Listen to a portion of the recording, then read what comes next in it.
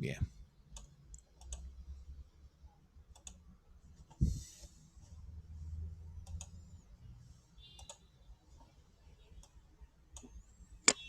Bien. Entonces, como les había comentado, vamos a ver este nuevo método. Sería el último método del tema 3. ¿Ok? En módulo 7 tengo que verificar si están visibles los contenidos, porque yo los tuve que ocultar para que no hubiese confusión con respecto al contenido para el primer parcial. Pues creo que tengo que, si mal no recuerdo, creo que tengo que habilitar esos contenidos. Tengo que publicar, tengo que marcarles el check para que estén visibles nuevamente. ¿Ok? Para que no haya confusión. Lo que quiero más bien es como generar como un módulo aparte o como un submódulo aparte de lo visto en el tema 2 para evitar confusiones o cosas por ese estilo. ¿Ok? Para que sea un poco más comprensible la navegación por módulos en la plataforma, en el aula virtual de módulo 7. Bien, como dice aquí esta lámina, vamos a ver el método de Newton para sistemas de ecuaciones no lineales. El método de Newton, fíjense que comparte el mismo nombre de aquel método que vimos nosotros en el tema 2 para resolver raíces de ecuaciones no lineales, pero una ecuación sola. Ahora vamos a ver una versión de este método de Newton para resolver sistemas de ecuaciones, es decir, varias ecuaciones no lineales simultáneas. Vamos a ver cómo se enfoca esto. Supongamos que tenemos dos curvas, dos superficies, las ecuaciones de dos superficies, z igual f de xy y z igual g de xy. Dos funciones, ¿verdad? Dos funciones bivariables, ¿ok? Dos funciones que podemos apreciar en el espacio tridimensional x, y, z, ¿ok? Es decir, donde las variables independientes son x y y la variable dependiente viene siendo z. Z normalmente siempre la asociamos con niveles de altura. Qué tan alto, qué tan bajo está en z, ¿ok? Mientras que x, y son como versiones, ¿ok? Infinitas versiones del mismo plano cartesiano donde nosotros estamos acostumbrados o habituados en trabajar en funciones univariables de una sola variable, ¿ok? Recordando un poco aquellos que vieron geometría del espacio, no sé si los estudiantes de informática ven geometría del espacio, geometría descriptiva, se daba antes, hace unos cuantos años atrás, pero creo que ya los de informática abandonaron eso abandonaron la geometría del espacio o geometría descriptiva del penso. Pero bueno, también lo deberían haber visto en cálculo 3.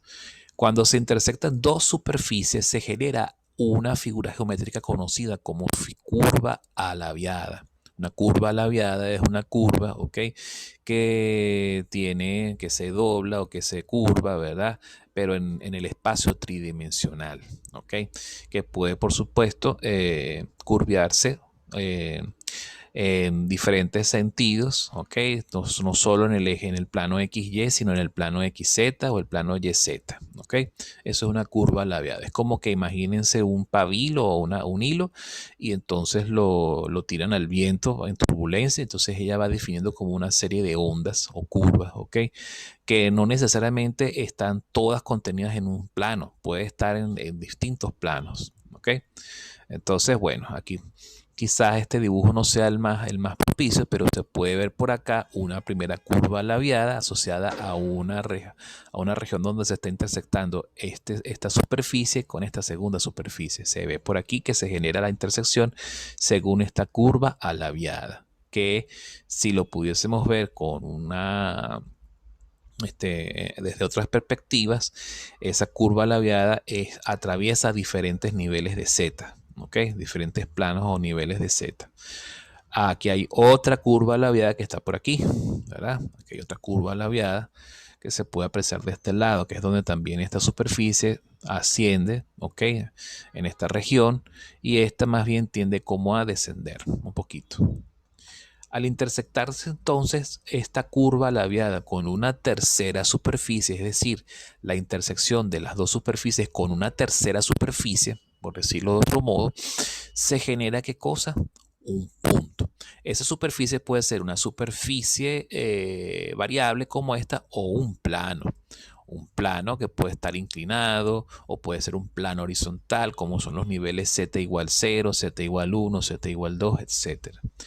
En este tipo de métodos numéricos nos vamos a centrar en el caso en el que se intersectan dos superficies con una tercera superficie plana, en este caso con el nivel z igual 0, que define un plano horizontal, ¿verdad? En este nivel, en z igual 0. ¿Ok? Fíjense que si nosotros definimos eso así, podemos encontrar una intersección, ok, un punto de intersección con esa superficie en algún punto de esta primera curva labiada. Y quizás, lo que pasa es que la perspectiva puede ser engañosa, pero es posible que haya incluso un segundo punto de intersección por acá.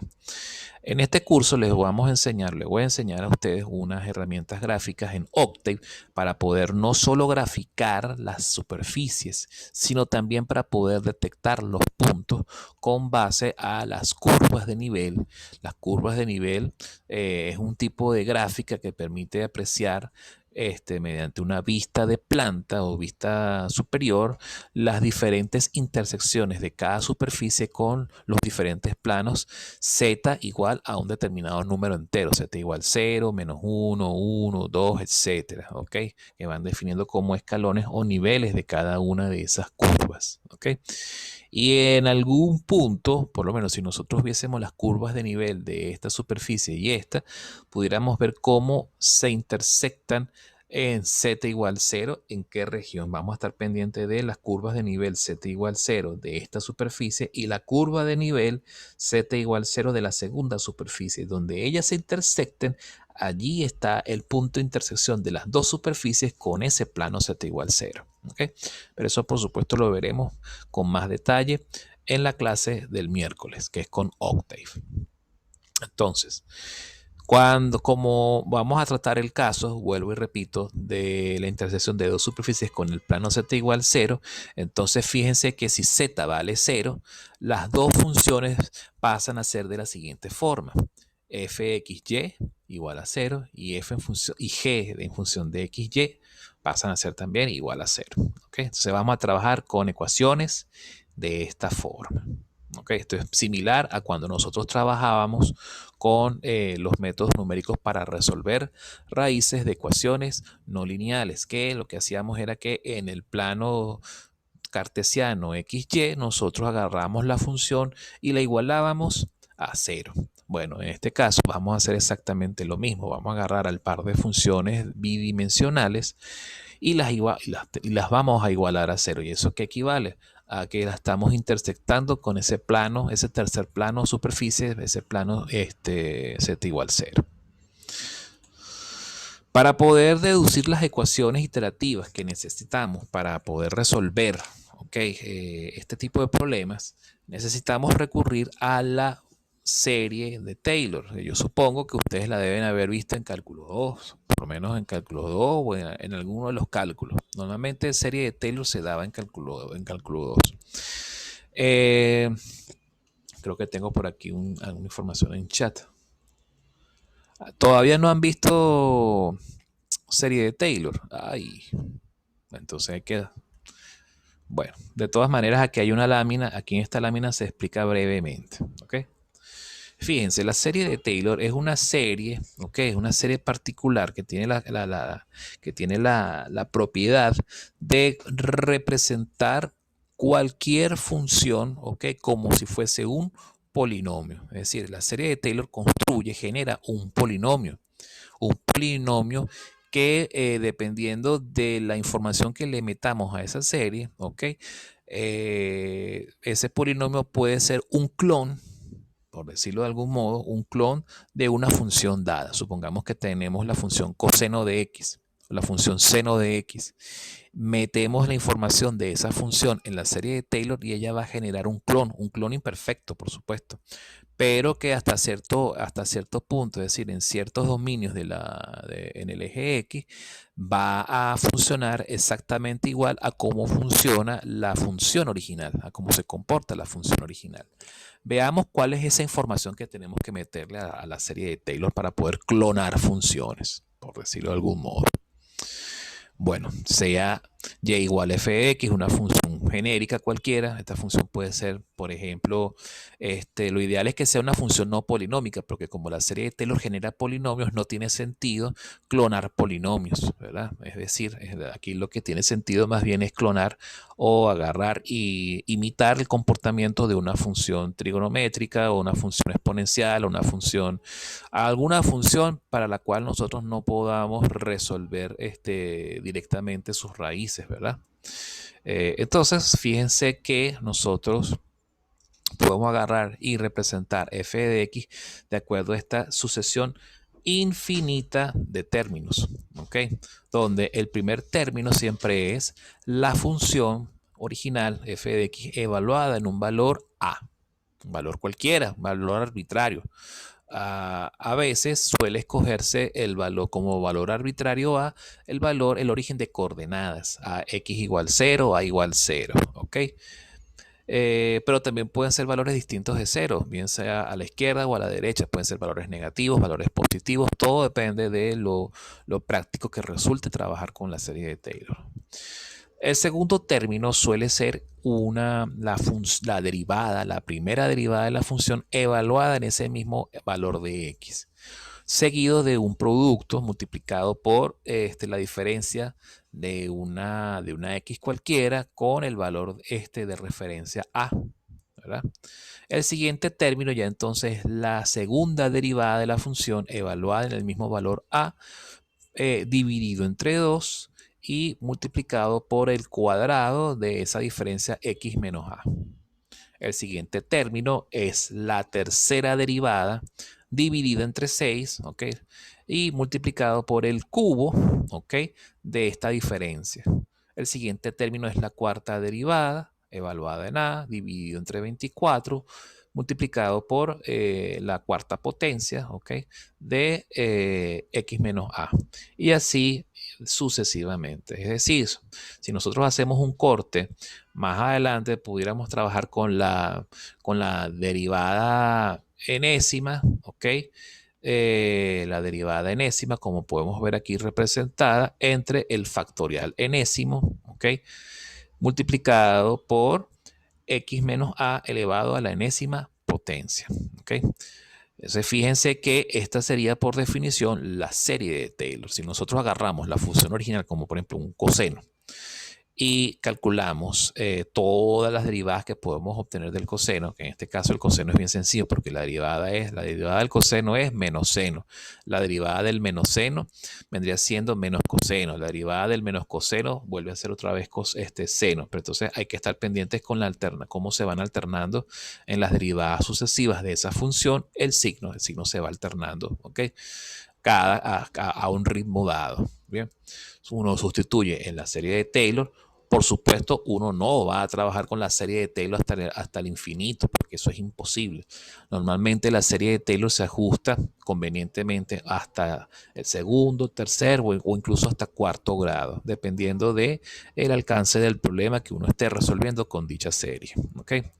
La serie de Taylor normalmente uno la utiliza para, por ejemplo, o una de las primeras aplicaciones de la serie de Taylor era para resolver integrales, pero aquellas integrales que no tenían primitiva, ¿okay? Que no tenían, cuando uno trataba de volver a hallar el integrando de la función, resulta que no tenía una función definida o se complicaba mucho y entonces había que agarrar y hacer algún cambio de variable, hacer integración por parte, ese tipo de cosas, o pasar a coordenadas polares, ese tipo de complicaciones. Entonces, ¿qué se optaba por hacer en ese entonces, cuando se creó el método de la serie de Taylor? Era simplemente agarrar la función y representar o clonar la función como un polinomio en el intervalo de integración. En el intervalo de integración, mientras más grande era entonces el intervalo de integración, más términos debía tener esa serie de Taylor. ¿Okay? Entonces, por supuesto, ¿cuál era el objetivo? ¿Cuál era el truco? Bueno, sustituir la función original que no tenía primitiva por un polinomio. Un polinomio, todos sabemos integrar polinomios, porque como también todos los polinomios tienen una derivada bien fácil de resolver y a su vez todos los polinomios que podemos integrarlos perfectamente porque viene siendo simple y llanamente un polinomio de grado superior, ¿verdad? Pues cuando uno agarra un polinomio y uno lo deriva, te da un polinomio de grado más pequeño, de un grado más bajo. Si lo integras, es al revés, ¿ok? Entonces, lo que se buscaba con la serie de Taylor era simplificar el problema de integración, cuando la función original no tenía entonces una primitiva. Eso es lo que realmente es el propósito de esto original. Que por supuesto, el uso de la serie de Taylor se fue extendiendo a otras aplicaciones, no solo para resolver integrales, sino para otras cosas que estamos viendo ahorita. Veamos. Fíjense que si nosotros graficamos para esta función que tenemos aquí de ejemplo, la archiconocidísima exponencial de x menos 3x que utilizamos hasta el cansancio en el tema 2, ¿verdad? Para resolver raíces, para explicar las raíces de ecuaciones no lineales. Fíjense qué forma tiene la primera versión de Taylor. ¿Ok? Si nosotros desarrollamos el polinomio de Taylor para esta función solo hasta su primer grado, ¿ok? Obtenemos ¿qué cosa? Una línea recta. ¿Ok? Si tomamos de referencia un valor A, que puede ser un valor cercano a 2, por ejemplo, que pues este segmento que tenemos aquí, a partir de A, tanto por la izquierda como por la derecha, la curva se comporta como una línea recta, pero ya conforme nos alejamos de ese valor de A por la izquierda o por la derecha, empiezan a ocurrir ¿qué cosa? Desviaciones entre el valor original de f de x, que es este segmento curvo de color anaranjado que ven aquí, y el segmento punteado recto, ¿ok? Que viene siendo el polinomio de Taylor de grado 1. ¿Ok? Ahora, ¿qué sucede si nosotros desarrollamos el polinomio de Taylor hasta el grado 2? El grado 2, un polinomio de grado 2 es una parábola, que es este segmento de color verde punteado que tenemos acá. ¿Ok? Fíjense que entonces la parábola sí calca en un mayor dominio en torno a ese punto A, sí se aproxima un poco al comportamiento de la función original. ¿Ok? Fíjense que, pero hasta cierto punto por la derecha y hasta cierto punto por la izquierda. Ya después de cierta distancia por la izquierda, ya empieza a haber una diferencia importante o error en Y entre el segmento punteado verde y el segmento continuo anaranjado. Por la derecha vemos que el comportamiento ya empieza como que a notarse con más diferencia, pero un poco más lejos por la derecha. ¿Ok? Por aquí, si nosotros trazamos una recta vertical por acá, vemos que aquí el error es pequeñito. ¿Ok? Pero a una misma distancia por la izquierda, el error sí es más importante. Eso, por supuesto, ya depende de las características propias de la función, ¿ok? De la función original. ¿Qué pasa cuando desarrollamos un polinomio de grado 3? Bueno, recordemos que un polinomio de grado 3 tiene un máximo y un mínimo, un punto de inflexión. Es este segmento de color morado que ven aquí, color violeta. Y, por supuesto, arropa más, calca mejor a la función original en un mayor dominio, ¿ok? El mejor caso que podemos desarrollar hasta el momento es el polinomio de grado 4. El polinomio de grado 4 es este segmento de color azul que pueden ver por aquí. Fíjense que hasta cierto punto coincide, ¿verdad?, en comportamiento con la función original. Donde hay mayor coincidencia es a la derecha del valor de referencia A. ¿Ok? Por aquí por la derecha. Como pueden ver, prácticamente el calqueo es casi exacto. Ya después de ciertos valores, ambas funciones, creo que inclusive para grado 5, grado 6, la representación es mucho más fidedigna, ¿ok? Por lo menos por el lado de la derecha.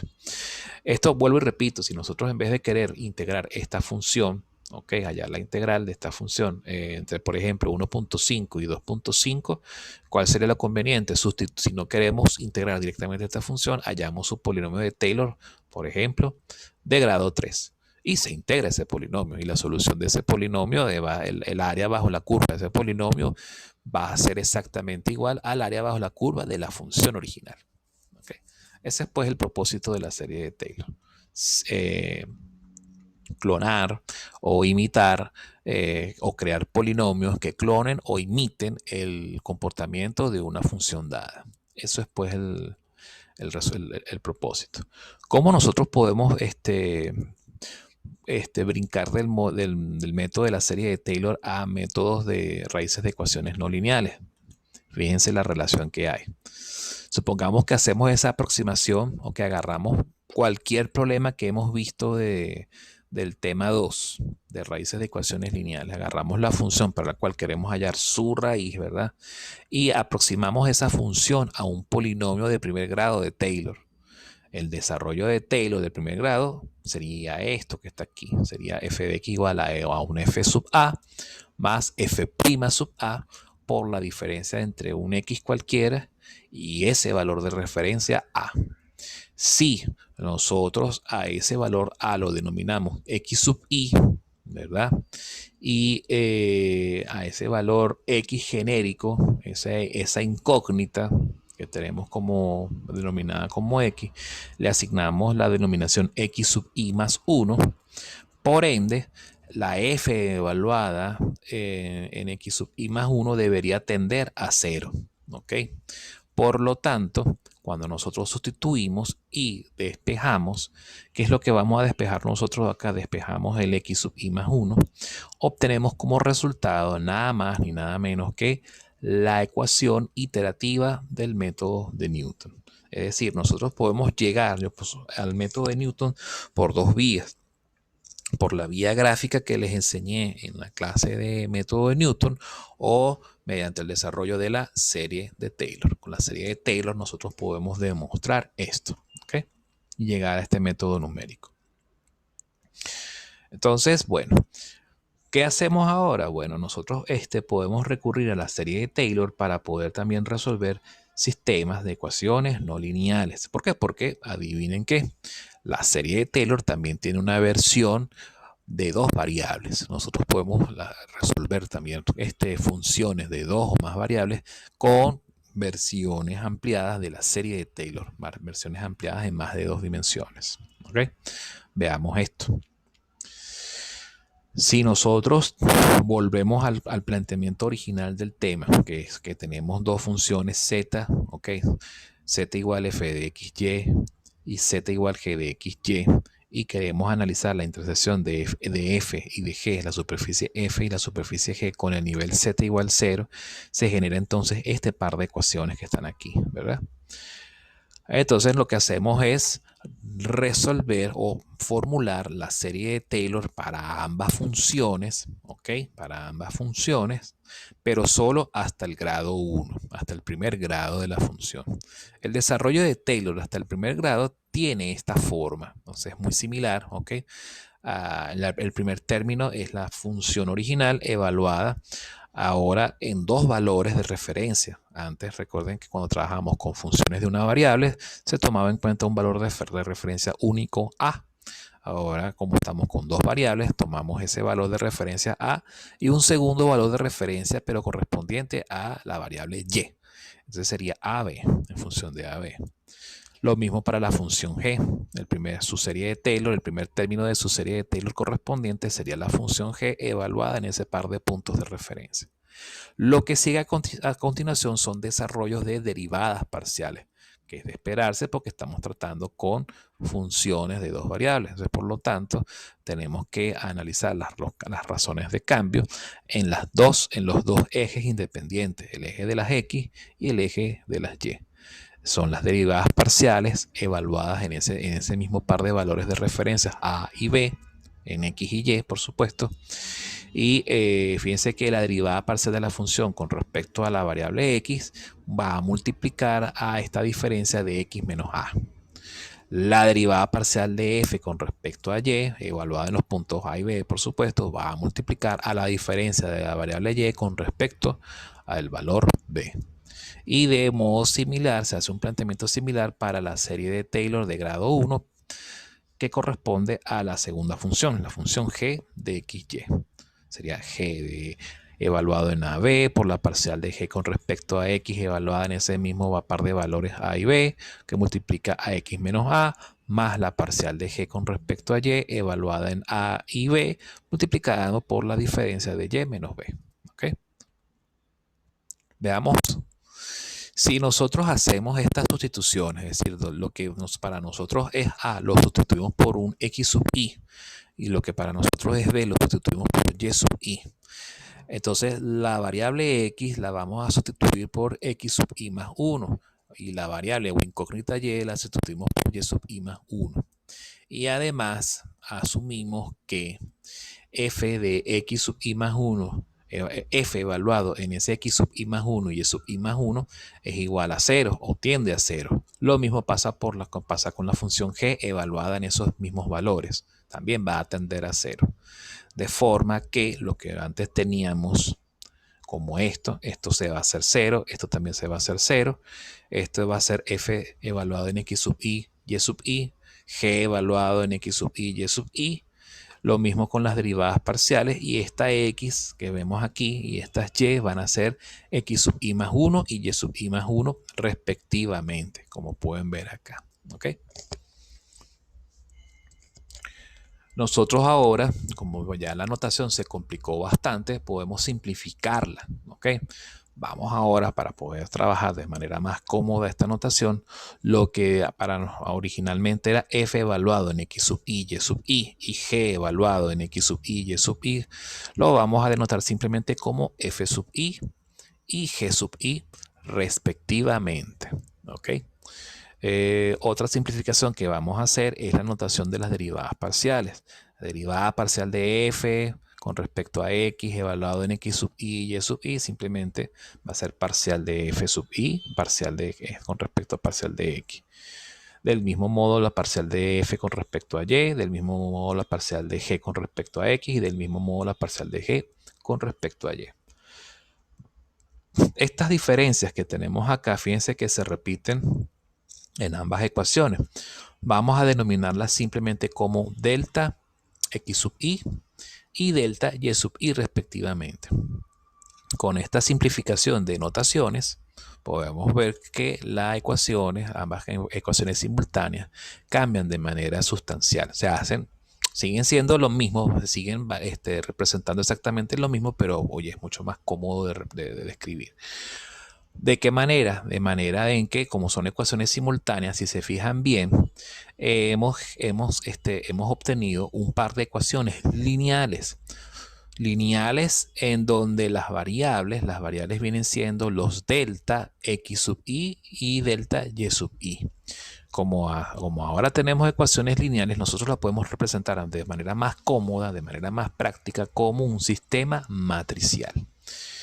Bien, queda menos de un minuto. Vamos a pasar a la siguiente sesión de una vez antes de que el Zoom nos bote. ¿Ok? Nos vemos en breves instantes. Por favor, no se pierdan la siguiente parte de la clase.